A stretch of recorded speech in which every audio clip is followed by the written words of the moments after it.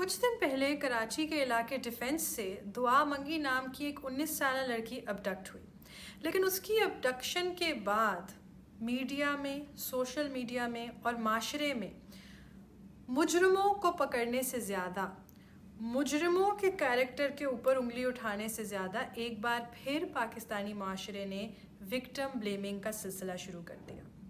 دعا منگی کی تصویر جیسے ہی اس کی بہن نے سوشل میڈیا پہ شیئر کی، ہمارے ملک کے دیگر مردوں نے یہ بات کی کہ ایسے کپڑے پہنے گی تو of course she was asking for it. اگر میل فرینڈ کے ساتھ رات کو باہر جائے گی تو of course she was asking for it. لیکن دوبارہ بات یہ آ جاتی ہے کہ ہمارا معاشرہ کیوں جنسی تشدد، کسی بھی طرح کے تشدد کو آج بھی ایک خاتون کے لباس یا اس کے کیریکٹر کے ساتھ ایسوسیٹ کرتا ہے۔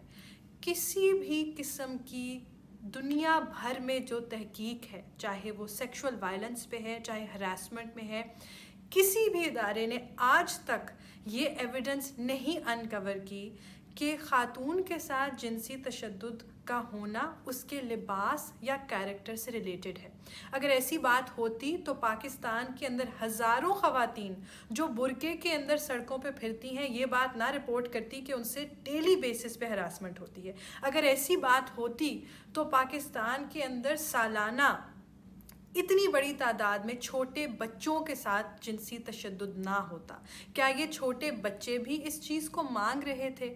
تو سب سے امپورٹنٹ بات یہ ہے اس ایشو میں کہ ہمارے معاشرے سے اختلاف رائے کو برداشت کرنے کی جو قوت ہے وہ ختم ہو گئی ہے۔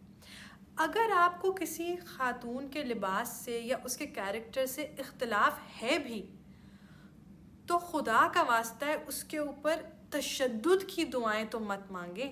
ایسے کامنٹس بھی تھے جن میں یہ کہا گیا کہ بہت اچھا ہوا، ایسی لڑکیوں کے ساتھ تو ایسے ہی ہونا چاہیے، ایسی ایک لڑکی کے ساتھ ایسے ہوگا تو لڑکیاں آئندہ یہ یاد رکھیں گی کہ ان کو رات کو باہر نہیں نکلنا چاہیے اور ایسے کپڑے نہیں پہننے چاہیے۔